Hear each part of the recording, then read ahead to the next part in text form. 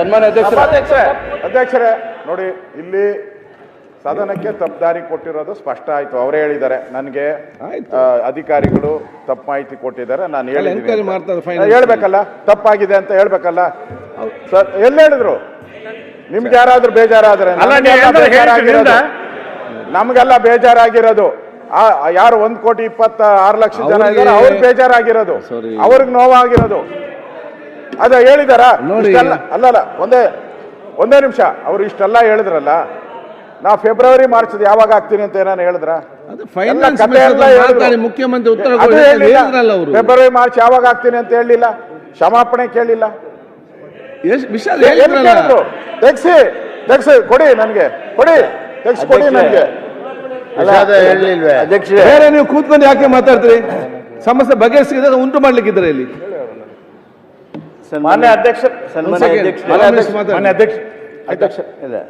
ಸನ್ಮಾನ್ಯ ಅಧ್ಯಕ್ಷರೇ, ವಿರೋಧ ಪಕ್ಷದ ನಾಯಕರು ಹಾಗೂ ಉಪನಾಯಕರು ಅವರು ಮಾತನಾಡುವಾಗಲೇ ಎದ್ದೆದ್ದನ್ನು ಮಾಡಿದರು. ಆದಾಗ್ಯೂ ಅವರು ತಮ್ಮ ಸಂಪೂರ್ಣ ಉತ್ತರ ಹೇಳೋದಕ್ಕೆ ತಾವು ಅನುಕೂಲಿಸಿದ್ರಿ. ಈ ಸಂದರ್ಭದೊಳಗೆ ಅವರು ಏನೇನು ಶಬ್ದ ಹೇಳಿದ್ರು ಅದನ್ನು ಅವರು ಗಮನಿಸಿದರು. ವಿಷಾದ ವ್ಯಕ್ತ ಮಾಡುವಂಥ ಅವರ ಆ ನುಡಿಗಳನ್ನು ನೀವು ಕೇಳಿದ್ದೀರಿ. ಅದು ಏನ್ರಿ, ಸ್ಪೀಕರ್ ಇದ್ದಾರೆ, ನಮ್ಮ ಕಿವಿಗೆ ಕೇಳ್ಯಾವು. ಇದು ಉದ್ದೇಶಪೂರ್ವಕ ಅಲ್ಲ ಅಧ್ಯಕ್ಷರು, ಇದು ಕೇಳಿಲ್ಲ ಅಂದ್ರೆ ಅಲ್ಲ ಗೃಹಲಕ್ಷ್ಮಿ ಆಯ್ತು, ಸ್ಥಳೀಯ ಸಂಸ್ಥೆಗಳ 15 ಕರೆಂಟ್ ಬಿಲ್ ಕೊಟ್ಟಿಲ್ಲ. ಮತ್ತೆ ಮಾತಾಡಿ, ನೀವು ಮಾತಾಡಿ, ಇದು ಮುಗಿಲಿ, ಮತ್ತೆ ಮಾತಾಡಿದಲ್ಲ. ಆ ಮಾತನ್ನ ಅವರು ಹೇಳಿದ್ರು. ಅದಕ್ಕೆ ಈ ವಿಷಯ ಇಲ್ಲಿಗೆ ಮುಗಿಸಿ ಮುಂದಿನ ವಿಷಯ ಮನೆ ಅಧ್ಯಕ್ಷರೇ, ಮಹೇಶ್ ತೆಂಗಿನಕಾಯಿ ಅವರು ಕೇಳಿದ ಪ್ರಶ್ನೆಗೆ ಸದನದಲ್ಲಿ ಅವತ್ತು ಅವ್ರು ಕೊಟ್ಟಿರುವಂಥ ಉತ್ತರ ತಪ್ಪಿತ್ತು ಅನ್ನುವಂಥದ್ದು ನಂತರದ ನಮಗೆ ಬಂದಿರುವಂಥ ದಾಖಲೆಗಳ ಮುಖಾಂತರ ನಿಮ್ಗೆ ಗಮನಕ್ಕೆ ತಂದಿದ್ದೀವಿ. ಇವತ್ತು ಅವ್ರು ಅದನ್ನು ನಾನು ಉದ್ದೇಶಪೂರ್ವಕವಾಗಿ ಅಲ್ಲ ಕೊಟ್ಟಿದ್ದು ಅನ್ನೋದನ್ನು ಕೂಡ ಅವರೇ ಮಾಡಿದ್ದಾರೆ. ಪದೇ ಪದೇ ಗೃಹಲಕ್ಷ್ಮಿ ಯೋಜನೆ ಭಾಳ ಒಳ್ಳೆಯ ಯೋಜನೆ, ಇದು ನಾವು ಒಪ್ಕೊಂಡು ನಾವೇನಿಲ್ಲ ಅಂತ ನಾನು ಹೇಳಲಿಲ್ಲ. 2 ತಿಂಗಳು ಆಗಸ್ಟ್ ತನಕ ಕೊಟ್ಟಿದ್ದೀವಿ ಅಂತ ಒಬ್ಬರು ಸಚಿವರು ಮತ್ತು ಮುಖ್ಯಮಂತ್ರಿಗಳು ಸ್ವತಃ ಒಪ್ಕೊಂಡ್ರು, ಆಗಸ್ಟ್ ತನಕ ಕೊಟ್ಟಿದ್ದೀವಿ ಅಂತ.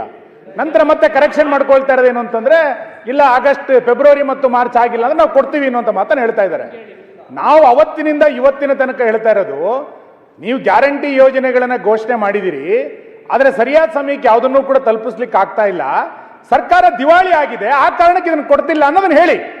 ನೀವು 3 ದಿನ ಮಾರ್ಚ್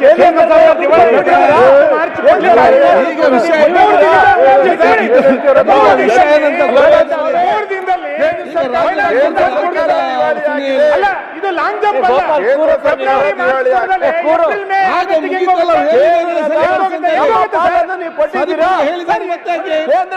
ನಮಗೆ ಇನ್ನೂ ಮಾರ್ಚ್ ಕೊಡದಲೆ ಏಪ್ರಿಲ್ನ ಮೆದ್ದು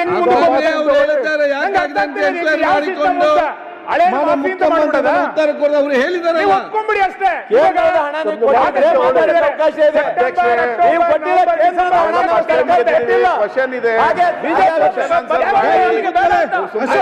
ಮಾಡ್ತಾ ಇದ್ದಾರೆ.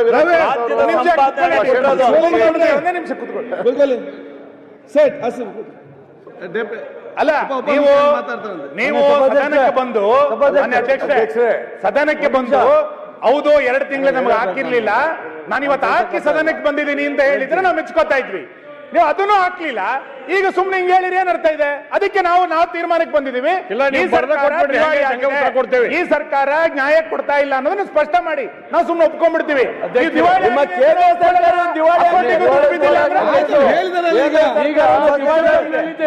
ಒಂದ್ ನಿಮಿಷ ಸರ್, ಮಂತ್ರಿ ಸರ್ಕಾರ ನಮ್ಮ ಪಾಲನೆ ಕೊಟ್ಟಿಲ್ಲ, ಇನ್ನೂ ಹಾಕ್ಲಿಲ್ಲ ಅಂತ ಹೇಳಿ ಗೊತ್ತಾಗಿದ್ದು ನಾವು ಸದನದಲ್ಲಿ ಮಹೇಶ್ ತೆಂಗಿನಕಾಯಿ ಅವರು ರೈಸ್ ಮಾಡೋದ್ರ ಮೇಲೆ. ಹಾಗಾದ್ರೆ ನಿಮ್ಮ ಲೆಕ್ಕಾಚಾರ ಹೇಗೆ? ನಿಮ್ಮ ಅಧಿಕಾರಿಗಳಿಗೆ ಇದು ಗೊತ್ತಿಲ್ವಾ? ಅದನ್ನ ಎನ್ಕ್ವೈರಿ ಮಾಡ್ತಾರೆ. ಮಂತ್ರಿಗಳ ಬಾಯಲ್ಲಿ ಸದನಕ್ಕೆ ಸುಳ್ಳು ಹೇಳಿಸ್ತಾರೆ ಅಂತ ಹೇಳಿದ್ರೆ ಆ ಅಧಿಕಾರಿ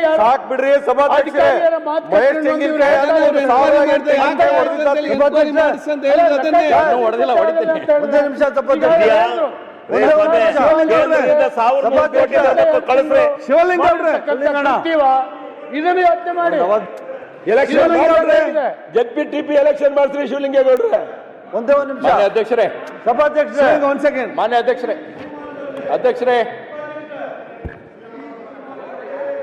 ರಾಜ್ಯದ ಬಡವರಿಗೆ ಒಂದೇ ಒಂದು ರೂಪಾಯಿ ಅಣ್ಣ, ಒಂದೇ ನಿಮಿಷ ಅಣ್ಣ, ಒಂದೇ ರೂಪಾಯಿ ಕೊಡಕ್ಕೆ ಕೆಪಾಸಿಟಿ ಇಲ್ದವರು ಬಿಜೆಪಿ ಅವರು ಏನೋ 5 ಯೋಜನೆ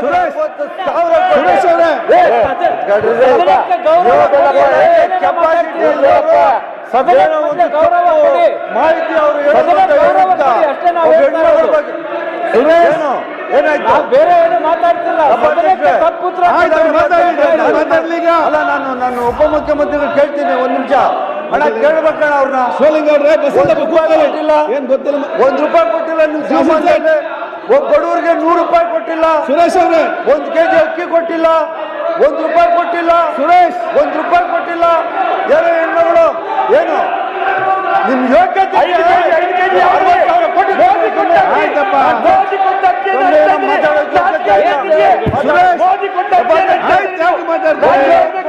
ಮಹಿಳಾ ಮಂತ್ರಿ ಏನೋ ತಪ್ಪಾಯ್ತು, ಅಧಿಕಾರಿಗಳು ತಪ್ಪಾಯ್ತು ಕೊಟ್ಟವ್ರು ಅಂತ ಹೇಳ್ಬಿಟ್ಟು ಆಯ್ತು ವಿಷಾದ ವ್ಯಕ್ತಪಡಿಸ್ಕೊಂಡು ಮಹಿಳಾ ಶಕ್ತಿ ಯಾಕೆ ಮತ್ತೆ ನೋಡುವ ಏನಂತೇಳಿ ಗೊತ್ತಾಗಿಲ್ಲ ಅಂದ್ರೂ ಯಾಕೆ ಅವ್ರೆ ₹91 ಐತೆ ಮಾತಾಡ್ತೀರಾ? ರವಿ ಕೂತ್ಕೊಳ್ಳಿ ಅಲ್ಲಿ. ರವಿ ಅವರೇ ಕೂತ್ಕೊಳ್ಳಿ. ನಿಂತ್ಕೊಂಡು ಅಲ್ಲಿ ನೋಡ್ತೀರಿ, ಯಾರನ್ನು ನೋಡುದು ನೀವು? ಅಧ್ಯಕ್ಷೆ,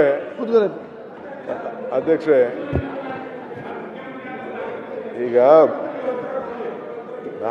ಕಿಸಾನ್ ಸಮ್ಮಾನ್ ಕೊಡ್ತಾ ಇದ್ದೇವೆ ಸರ್. ಯಾರು ಕೂತ್ಕೊಂಡು ಮಾತಾಡಬೇಡಿ.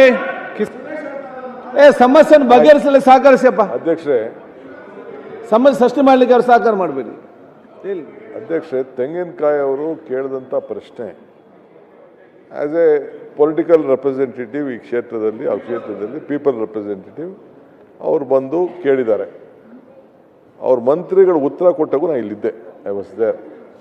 ಅವರು ಕಂತಿನ ಮೇಲೆ ಅವ್ರು ಹೇಳ್ತಾ ಇದ್ರು, ಇಂತಿಂತ ಇಷ್ಟು ಕಂತು ಬಿಡುಗಡೆ ಮಾಡಿದ್ವಿ, ಇಷ್ಟು ಕಂತು ಬಿಡುಗಡೆ. ನಾನು ಆಫೀಸರ್ಸ್ನ ಕರೆದು ಕೇಳಿದೆ, ನಾನು ಅವರು ಲಿಸ್ಟ್ ಕೊಟ್ಟಿದ್ದಾರೆ. ಟಿಲ್ ಸೆಪ್ಟೆಂಬರ್ವರೆಗೂ ಕೂಡ ಈಗ ರಿಲೀಸ್ ಆಗಿದೆ. ಮಧ್ಯದಲ್ಲಿ 1-2 ತಿಂಗಳು ಇಲ್ಲ ಅನ್ನೋದು ಅವರು ಮಾಡಿದ್ದಾರೆ. ಅದಕ್ಕೆ ಅವರು ಕನ್ಫರ್ಮ್ ಮಾಡಿದ್ದಾರೆ. ಚೀಫ್ ಮಿನಿಸ್ಟರ್ ಹತ್ರ ಕೂಡ ಅವರು ಮಾತಾಡಿ, ಈಸ್ ಎ ಫೈನಾನ್ಸ್ ಮಿನಿಸ್ಟರ್, ಯಾವತ್ತೇ ಆಗಲಿ ನೀವು ಮಂತ್ರಿ ಆಗಿರಲಿ ನಾನು ಮಂತ್ರಿ ಆಗಲಿ ನಮಗೆ ಫೈನಾನ್ಸ್ ಮಿನಿಸ್ಟ್ರಿಂದ ಏನು ಬರ್ತದೆ ಅದು ನಾವು ಟ್ರಾನ್ಸ್ಫರ್ ಮಾಡ್ತೀವಿ. ಅವರು ನಮ್ಮ ಸ್ನೇಹಿತರು, ನಮ್ಮ ಸುನಿಲ್ ಯಂಗ್ ಲೀಡರ್, ಅವರು ಸರ್ಕಾರ ದಿವಾಳಿ ಆಗ್ಬಿಟ್ಟಿದೆ ಅಂತ ಒಪ್ಕೊಳ್ಳಿ ಅಂತ ಹೇಳ್ತಾ ಇದ್ದಾರೆ. ಆಯಿತು, ನಿಮ್ಮ ಭಾವನೆ ಏನು ಬೇಕಾದ್ರೂ ಇರಲಿ. ಈಗ ನೀವು ಮಂತ್ರಿ ಇದ್ರಿ, ಒಂದು ಬಜೆಟ್ ಮಂಡಿಸಿದ್ರಿ, ನಿರ್ಮಲಾ ಸೀತಾರಾಮನ್ ಬಜೆಟ್ ಮಂಡಿಸಿದ್ರು, 5,300 ಕೋಟಿ ರೂಪಾಯಿ ಕೊಡ್ತೀನಿ ಅಂತ ನೀವು ಮಾತು ಕೊಟ್ರಿ, ಅದು ಕೊಡಲಿಲ್ಲ. ಇಲ್ಲಿ ಬೊಮ್ಮಾಯಿ ಗೌರ್ಮೆಂಟ್ ಬಂತು. ಒಂದು ನಿಮಿಷ ಇರ್ರಿ, ತಾಳ್ಮೆ ಕೇಳಿ ಸ್ವಾಮಿ, ನಿಮ್ದೆಲ್ಲ ಕೇಳಿದ್ವಿ ನಾವು, ಕೇಳಿ ಒಂದು ನಿಮಿಷ. 5,300 ಕೋಟಿ ರೂಪಾಯಿ ನಿಮ್ಮದೇ ಬಜೆಟ್ಟು ಇರೋ ಸ್ವಲ್ಪ, ನಿಮ್ಮದೇ ಗೌರ್ಮೆಂಟ್ ಹೇಳ್ತು, ಆಯ್ತಪ್ಪ 5,300 ಕೋಟಿ ರೂಪಾಯಿ ಅಪ್ಪರ್ ಬರ್ರ ಬಜೆಟ್ಗೆ ಕೊಡ್ತೀವಿ ಅಂತ ಹೇಳಿದ್ರು, ಕೊಡೋಕ್ಕಾಗಲಿಲ್ಲ. ಇಲ್ಲಿ ನರೇಗಾ ದುಡ್ಡು ಇವತ್ತರೆಗೂ ಕೂಡ ಕೋಟ್ಯಾಂತರ ರೂಪಾಯಿ ಕೊಡಬೇಕು. ಜಲ್ ಜೀವನ್ ಮಿಷನ್ ದುಡ್ಡು ಸುಮಾರು 30-40 ಸಾವಿರ ಕೋಟಿ, ಹಂಗಂತ ಕೇಂದ್ರ ಸರ್ಕಾರ ದಿವಾಳಿಯಾಗೋಯ್ತು ಅಂತ ಹೇಳಕ್ಕಾಗ್ತದ? ನಾನು I can't tell that. We are there. ನಾವು ಏನು ಮಾತು ಕೊಟ್ಟಿದ್ದೇವೋ, ಯಡಿಯೂರಪ್ಪನವ್ರು ಹೇಳಿದ್ರು, 1 ಕಾಳು ಕಡಿಮೆ ಕೊಟ್ಟರು ನಾವು ಈಸ್ಕೊಳ್ಳೋದಿಲ್ಲ ಅಂತ ಹೇಳಿದ್ರು. We are committed to it. ನಮ್ಮ ಗ್ಯಾರಂಟಿನೇ ನೋಡಿ ಇಡೀ ದೇಶದಲ್ಲಿ ನೀವು ಫಾಲೋ ಮಾಡಿ.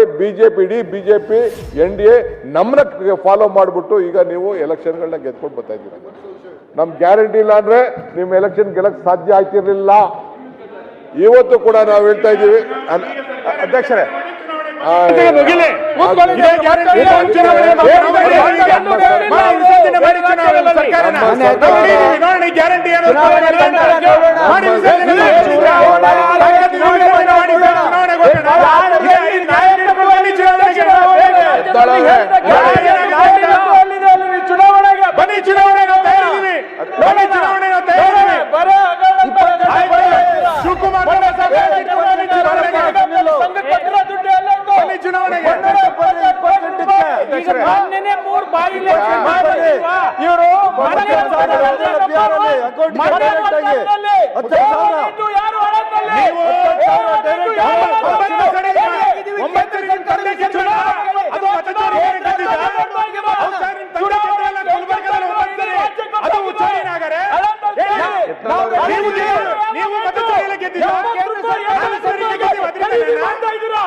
₹80 ಖರೀದಿ ಮಾಡ್ತಾ ಇದ್ದೀರಾ ನೀವು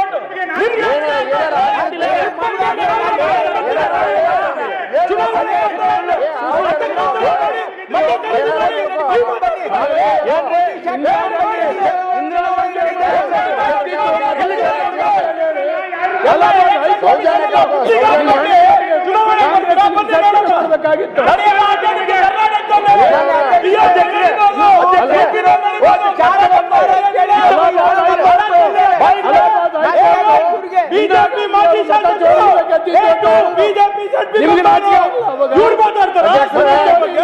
ಇಂದಿರಾ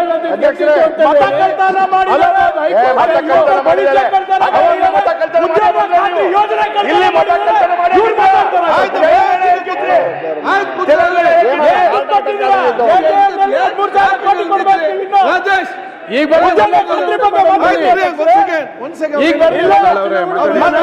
ಚುನಾವಣೆ ಬಗ್ಗೆ ಮಾತಾಡ್ತಾ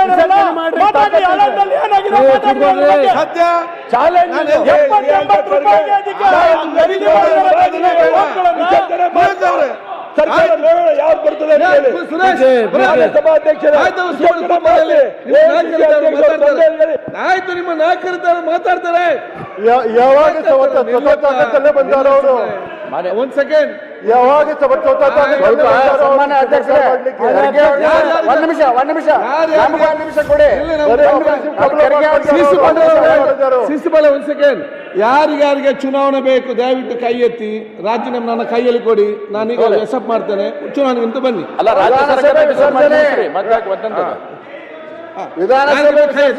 ನನಗೆ ರಾಜೀನಾಮೆ ಕೊಡಿ, ಈಗ ಕಳಿಸ್ತೇನೆ ಗವರ್ನರ್ಗೆ. ಮಾಡಿ ವೋಟ್ ಮಾಡಿ ಬರುವ. ಅಧ್ಯಕ್ಷರೇ ಅಧ್ಯಕ್ಷರೇ ಸುರೇಶ್ ಕೂತ್ಕೊಳ್ಳಿ. ಅಧ್ಯಕ್ಷರೇ ಸುರೇಶ್ ಒಂದೇ ನಿಮಿಷ ಪ್ರತಿಪಕ್ಷ ಮುಗಿತಲ್ಲ, ಪ್ರತಿಪಕ್ಷ ಚರ್ಚೆ ಒಂದ್ ನಿಮಿಷ ಕೊಡಿ ಸರ್. ಮಾತಾಡ್ತಿರೋದು ಅಧ್ಯಕ್ಷರೇ ಮುಂದೆ ಅಜೆಂಡಾ ತಗೊಂಡ್ಬರ್ರಿ. ಅಧ್ಯಕ್ಷರೇ, ಈಗ ತಾವು ಅಧ್ಯಕ್ಷ ಪೀಠದೊಳಗದಿರಿ, ನೀವು ಕುಂಡ್ರ ಅಂದ ಕೂಡಲೇ ನಾವು ಕುಂಡಿರ್ತೇವ್ರಿ. ನಿಮಗಿಂತ ಎತ್ತರದ ಸ್ಥಾನ ಒಂದು ಖರ್ಗೆ ಅವ್ರಿಗೆ ಹಾಕಿಕೊಡ್ರಿ. ಅಲ್ಲಿ ನಿಮಗಿಂತ ಎತ್ತರ ಸ್ಥಾನ ಒಂದು ಹಾಕಿಕೊಡ್ರಿ.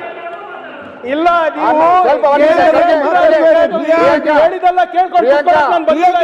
ಪ್ರಿಯಾಂಕಾ ಆರೋಗ್ಯಕ್ಕೆ ಏನಾರ ಎಷ್ಟು ಗೌರವ ಆರೋಗ್ಯಕ್ಕೆ ಏನಾರ ಆಗಬೇಕು. ಭಾಳ ಹೀಟ್ ಆಗಬಾರ್ದು. ಆರೋಗ್ಯಕ್ಕೆ ಏನಾರ ಆಗಬೇಕು. ಜನರ ಆಶೀರ್ವಾದ ಇದೆ ನಮ್ಮ ಮೇಲೆ. ಸುನೀಲ್ ಮೊನ್ನೆ 3 ಬಾಯಿ ಇಲೆಕ್ಷನ್ ಮಾಡೇ ನೀವು ಮಂತ್ರಿಗಳು ಯಾಕೆ ಇದ್ ಮಾಡ್ತೀರಿ? ಈಗ ಬಾಡಿಲ್ವಾ? ಇನ್ನ 2 ಬರ್ತಾವ ಮಾಡೋಣ. ಅಧ್ಯಕ್ಷರೇ ದಯವಿಟ್ಟು ನೋಡಿ, ಈ ಒಂದ್ ಸೆಕೆಂಡ್, ನಿಮ್ಗೆಲ್ಲ ಈ ಸಬ್ಜೆಕ್ಟ್ ಮುಗಿಸಿ ಸಮಸ್ಯೆ ಮುಗಿಸಿ ಮುಂದೆ ಹೋಗ್ಬೇಕಾ ಬೇಡವಾ? ಅದೇ ಅನ್ನಕ್ಕೆ ಇದೇ ರೀತಿ ಅದು ಮುಗೀತು. ಅವನು ಕೇಳಿದ್ದೀರಿ, ಅವ್ರು ಉತ್ತರ ಕೊಟ್ಟಿದ್ದಾರೆ, ನೀವು ಕ್ಲಾರಿಫಿಕೇಶನ್ ಬೇಕಾದ್ರೆ ಹೇಳ್ತಾರೆ. ಅದರ ಮಧ್ಯೆ ನೀವು ಮಾತಾಡೋದು, ಅವ್ರು ಮಾತಾಡೋದು, ಇಲ್ಲಿ ಮಾತಾಡಿ ಏನೆಲ್ಲ ಮಾತಾಡಿಕೊಂಡು ಸಮಯ ನಿಗದಿಪಡಿಸೋದು ನಮ್ಗೆ ವೇಸ್ಟ್ ಆಗುದಲ್ಲ. ಏನದು ಒಂದು ನ್ಯಾಯಪೈಸೆ ಆಯ್ತು. ಯಾರು ತಪ್ಪದ ಯಾರ್ದು ತಪ್ಪು ಕೆಲವು ಹೆಚ್ಚು ಕಮ್ಮಿ ಆಗುದಿಲ್ಲ.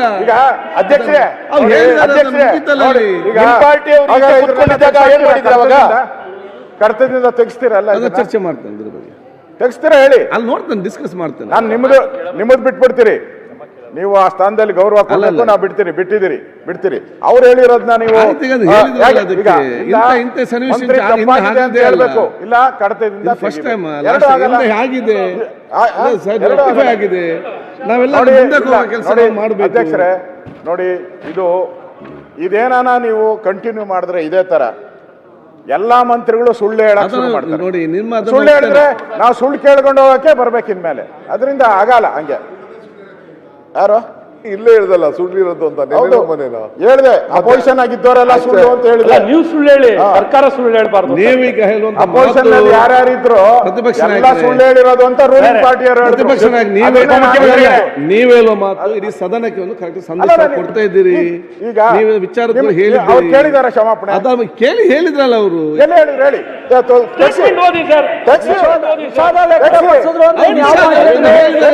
ಹೇಳಿ ವಿರೋಧ ಪಕ್ಷ ನಾಯಕರೇ, ವಿಷಾದ ವಿಷಾದ ವ್ಯಕ್ತಪಡಿಸ್ತೀವಿ ಅನ್ನೋದು ಸದನದ ಭಾಷೆ. ಮಾನ್ಯ ಅಧ್ಯಕ್ಷರೇ, ಸದನದ ನಮ್ಮ ಭಾಷೆ, ಅದು ರಾಜಕಾರಣದ ಭಾಷೆ. ಕುತ್ಕೊಳ್ಳಿ ಎಲ್ಲ. ಕ್ಷಮೆ ಕೇಳ್ಬೇಕು. ಮಾನ್ಯ ಅಧ್ಯಕ್ಷರೇ, ಅಶೋಕಣ್ಣ 1 ಮಿನಿಟ್. ಈಗ ಮಾನ್ಯ ಅಧ್ಯಕ್ಷರೇ, ಗ್ಯಾರಂಟಿ ವಿಚಾರವಾಗಿ ಸದನದಲ್ಲಿ ಗದ್ದಲ ಗಲಾಟೆ ನಡೆದಿದೆ. ಇದಕ್ಕೆಲ್ಲ ಕಾರಣ ಆಗಿದ್ದು ಸಚಿವೆ ಲಕ್ಷ್ಮೀ ಹೆಬ್ಬಾಳ್ಕರ್ ಅವರಿಗೆ ಶಾಸಕ ಮಹೇಶ್ ತೆಂಗಿನಕಾಯಿ, ಬಿಜೆಪಿ ಶಾಸಕ ಮಹೇಶ್ ತೆಂಗಿನಕಾಯಿ ಮೊನ್ನೆ ಒಂದು ಪ್ರಶ್ನೆ ಮಾಡಿದ್ರು.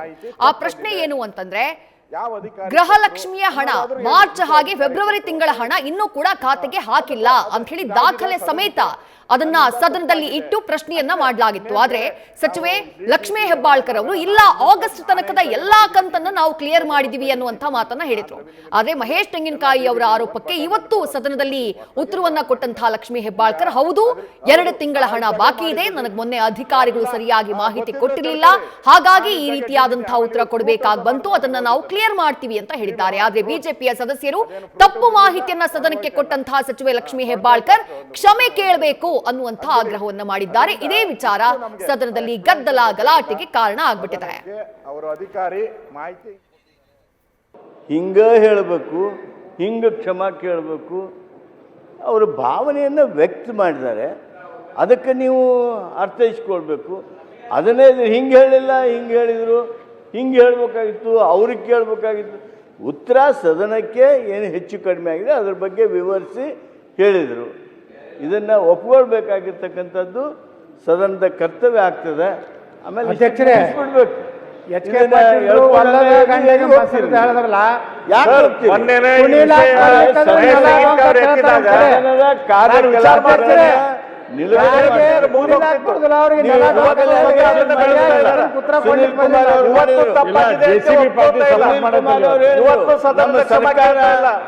ಇವತ್ತು ಗೃಹಲಕ್ಷ್ಮಿಯರ ಕ್ಷಮಾ ಕೇಳ್ತಾ ಇಲ್ಲ, ಕ್ಷಮಾನ ಕ್ಷಮಾ ಕೇಳ್ತಾ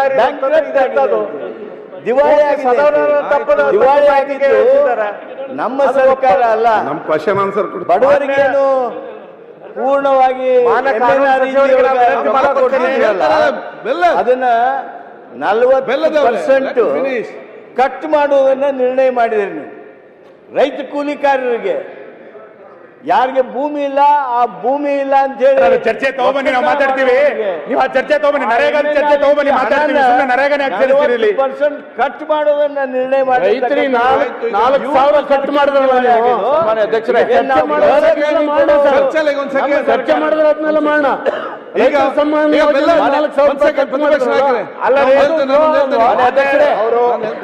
ಅಧ್ಯಕ್ಷರೇ, ನಿರ್ಣಯ ಮಾಡ್ತಾರೆ.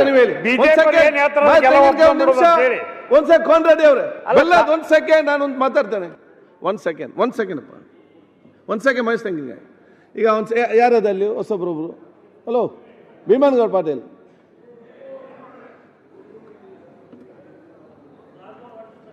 ಈಗ ನೋಡಿ, ಈ ಒಂದು ಸಮಸ್ಯೆಯನ್ನು ಬಗೆಹರಿಸ್ಕೊಂಡು ನಾವಿಲ್ಲಿ ಹೋಗಿ ಬೇರೆ ಬೇರೆ ಚರ್ಚೆಗಳ ತಗೊಳ್ಬೇಕು. ಒಂದು, ನಿಮ್ದೇನು ಬೆಳಿಗ್ಗೆ ಬಂದಾಗ ನಿಮ್ಮ ಪ್ರತಿಪಕ್ಷ ನಾಯಕರ ಸಂದೇಶ ಏನಂತಂತೇಳಿ ಸ್ಪಷ್ಟವಾದ ಒಂದು ಕ್ಲಾರಿಫಿಕೇಷನ್ ನಮಗೆ ಸದನಕ್ಕೆ ಬರಬೇಕು. ಮುಂದೆಗೆ ಯಾರು ಕೂಡ ಈ ರೀತಿ ಉತ್ತರ ಕೊಡೋದು ಯಾವ ರೀತಿ ಆಗಬಾರ್ದು, ಮತ್ತು ಇದು ಸದನ ಕೊಡುವಂಥ ಎಲ್ಲ ಉತ್ತರದಲ್ಲಿ ಎಲ್ಲ ಗೌರವ ಬರೋ ರೀತಿ ಇರಬೇಕಂತ ಹೇಳಿಕೊಂಡು ಸಚಿವರೇ ಬಂದು ಉತ್ತರ ಕೊಡಬೇಕು ತಾವೆಲ್ಲ ಕೂಡ ಹೇಳಿದ್ದೀರಿ. ಸಚಿವರು ಬಂದು ಇವತ್ತು ಉತ್ತರ ಕೊಟ್ಟರು. ನೀವೀಗ ಏನು ಹೇಳ್ತೀರ ಅಂತ ಹೇಳಿದರೆ ಅದಾಗಿಲ್ಲ, ಹೀಗೆ ಕೊಡಬೇಕು. ಅವ್ರೇನು ಹೇಳಿದ್ರು, ಅವರ ಒಬ್ಬೊಬ್ಬರಿಗೆ ಮಾತಾಡೋದು ಒಂದೊಂದು ರೀತಿಯ ಒಂದು ವೇ ಆಫ್ ಟಾಕಿಂಗ್ ಇದೆ, ಒಂದು ಎನಿಸ್ತದೆ. ಈಗ ನಾನು ಒಬ್ಬೊಬ್ಬರಿಗೆ ಒಂದು ಯಾಕೆ ಕ್ಷಮೆಗೆ ಅಥವಾ ಏನು ಎಚ್ಚಾರ ಬೇಕಂದರೆ ಒಂದೊಂದು ರೀತಿಯ ಕೆಲವು ವಿಷಾದ ಕೇಳ್ತಾರೆ, ಕೆಲವು ತಪ್ಪು ಹೇಳ್ತಾರೆ, ಅವರವರಿಗೆ ಅನುಗುಣವಾಗಿ ಒಂದು ಯಾವ ರೀತಿ ಅವ್ರಿಗೆ ಭಾವನೆ ಬರ್ತದೆ ಆ ರೀತಿ ಅದನ್ನು ಹೇಳ್ತಾರೆ. ಅವರ ಉದ್ದೇಶ ಏನಿದೆ ಅಂತ ಹೇಳಿದರೆ, ಹೆಚ್ಚಿಗೆ ಯಾರಿಗೆ ಕೂಡ ನೋವಾಗಿದ್ದರೆ ಅದನ್ನು ತಪ್ಪಾಗಿದ್ದರೆ ಅದನ್ನು ವಿಷಾದಿಸ್ತೇನೆ ಅಂತೆಲ್ಲ ಉದ್ದೇಶಪೂರ್ವಕ ಅವರು ಅಂದರೆ ಆ ಉದ್ದೇಶ ಇಟ್ಕೊಂಡು ಹೇಳಿದ್ದಾರೆ. ಎಕ್ಸ್ಪ್ರೆಸ್ ಮಾಡುವಾಗ ರೀತಿ ಆ ರೀತಿ ಹೇಳುವಂಥದ್ದು. ಅದು ನೀವೇಗೇನು ಹೇಳ್ತೀರಿ, ಅದು ಹೀಗೆ ಹೇಳ್ಬೇಕಿತ್ತು, ಹಾಗೆ ಹೇಳ್ಬೇಕು. ಇಬ್ಬರು ಅವರು ಆ ರೀತಿ ಹೇಳಿದ್ದಾರೆ, ಈ ರೀತಿ ಹೇಳಿದ್ದಾರೆ. ಇದಕ್ಕೆ ನಾನೊಂದು ತೀರ್ಮಾನ ಕೊಡ್ತೇನೆ, ನೀವು ಅದನ್ನೆಲ್ಲ ಕೇಳಿಸಿಕೊಂಡು ಮುಂದೆ ಹೋಗುವಂತ ವಿಚಾರ ಮಾಡಿ. ಸರ್ 1 ಮಿನಿಟ್, ಒಂದ್ ಸೆಕೆಂಡ್ ತೆಂಗಿನಕಾಯಿ, ಒಂದು ಸೆಕೆಂಡ್ ತೀರ್ಮಾನ ಇಡ್ರಿ. ಈಗ ನನ್ನ ಟ್ರ್ಯಾಕ್ ತಪ್ಪಿಸ್ತೀರಿ, ನಾ ಮಾತಾಡಿದ್ರೆ ನಿಮ್ ತೀರ್ಮಾನ ಇಡ್ರಿ. ಈಗ ನಿಮ್ಮ ಕತೆ ಮುಗಿದಿದೆ ಅಲ್ಲಿ, ಇಲ್ಲಿ ಸರ್ ಮಾತಾಡಕ್ ಕೊಡ್ರಿ ಪಾಪ. ನೋಡಿ ಮಹೇಶ್ ತೆಂಗಿನಕಾಯಿ ಅವರೇ, ಈಗ ಟ್ರೈನ್ ಬಂದು ಎಲ್ಲಿ ನಿಂತಿದೆ ಅಂತ ಹೇಳಿದ್ರೆ ಕ್ಷಮೆ ಕೇಳಬೇಕು, ವಿಷಾದ ವ್ಯಕ್ತಪಡಿಸಿ ಇಲ್ಲಿ ಬಂದು ನಿಂತಿದೆ. ಅಲ್ಲಿಗೆ ಈಗ ಅದು ಮತ್ತೆ ನಾವು ಮಾತಾಡುವ, ಈಗ ಅದು ಕೂತ್ಕೊಳ್ಳಿ. ಈಗ ಇಲ್ಲಿಂದ ಇಡೀ ರಾಜ್ಯದ ಮಹಿಳೆಯರಿಗೆ ಈಗ ನ್ಯಾಯ ಕೊಡ್ತಿದ್ದಾರೆ ಅವರು. ಇಲ್ಲಿಂದ ಟ್ರೈನ್ ಮುಂದೆ ಹೋಗ್ಬೇಕು. ಒಂದು ಸೆಕೆಂಡ್, ಈಗ ನಾನು ಇಲ್ಲ ಅಧ್ಯಕ್ಷರೇ, ನೀನ್ ನಿಲ್ಲಪ್ಪಲ್ಲಿ, ನೀನ್ ಏನಲ್ಲ ವಿಪ್ಪು ಅಲ್ಲ ಇದು ಅಲ್ಲ ಏನೋ ನೀನ್ ಮಾತಾಡಿ ಅಧ್ಯಕ್ಷರೇ, ನಾವು ಏನಂದ್ರೆ ಮಾತಾಡ್ಲಿಕ್ಕಿಲ್ವಾ ಹಾಗಾದ್ರೆ?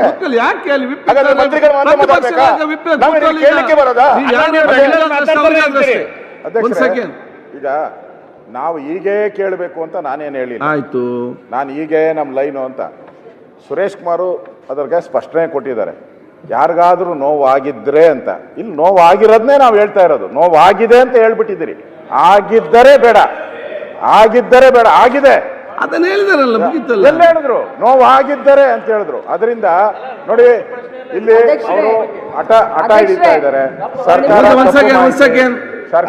ಮಾತಾಡ್ತೀನಿ ಅಧ್ಯಕ್ಷರೇ, ಇಲ್ಲಿಯವರೆಗೆ 52,416 ಕೋಟಿ ಹಣವನ್ನು ಗೌರವಾನ್ವಿತ ಮಹಿಳೆಯರಿಗೆ ನಾವು ಈ ಯೋಜನೆ ಮುಖಾಂತರ ಹಾಕಿದ್ದೀವಿ. ಸೊಸೈಟಿ ಮಹಿಳೆಯರ ಗೌರವ, ಮಹಿಳೆಯ ಸ್ವಾಭಿಮಾನ, ಮಹಿಳೆಯರ ಆತ್ಮಸ್ಥೈರ್ಯ ಹೆಚ್ಚಾಗಲಿ ಅಂತ ಈ ಯೋಜನೆ ಮಾಡಿದ್ದೀನಿ. ನಾನು ವಿರೋಧ ಪಕ್ಷದ ಎಲ್ಲ ಸದಸ್ಯರಿಗೆ ಕೇಳಲಿಕ್ಕೆ ಬಯಸ್ತೇನೆ, ನಾನು ವಿಷಾದವನ್ನು ವ್ಯಕ್ತಪಡಿಸ್ತೇನೆ.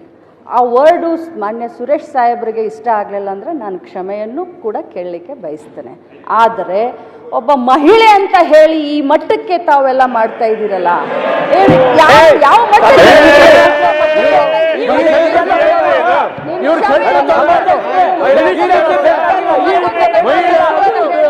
ಅಲ್ಲ ರೀ,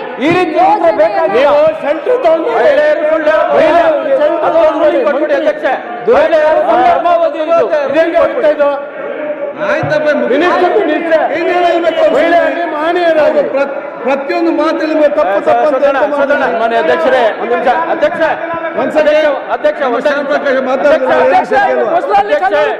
ಅಧ್ಯಕ್ಷ ಅವ್ರು ಕೊಡಿ. ಒಂದ್ ಸೆಕೆಂಡ್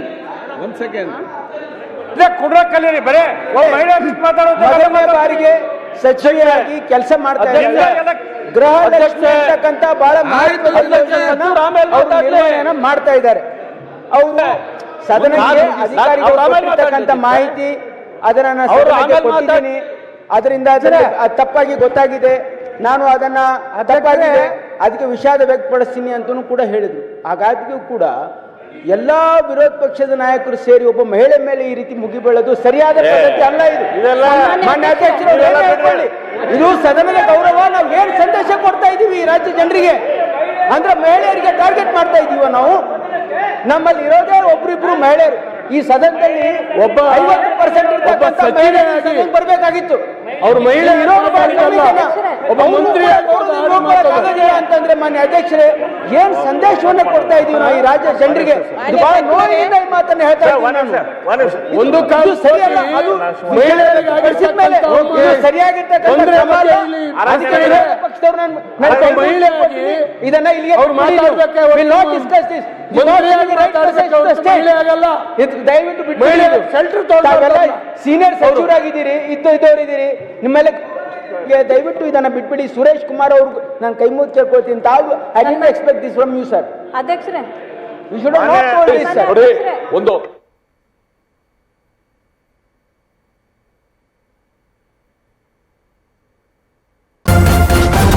ನ್ಯೂಸ್ ಫಸ್ಟ್ ನಿರ್ಭೀತಿಯಿಂದ ನಿಮ್ಮ ಪರವಾಗಿ.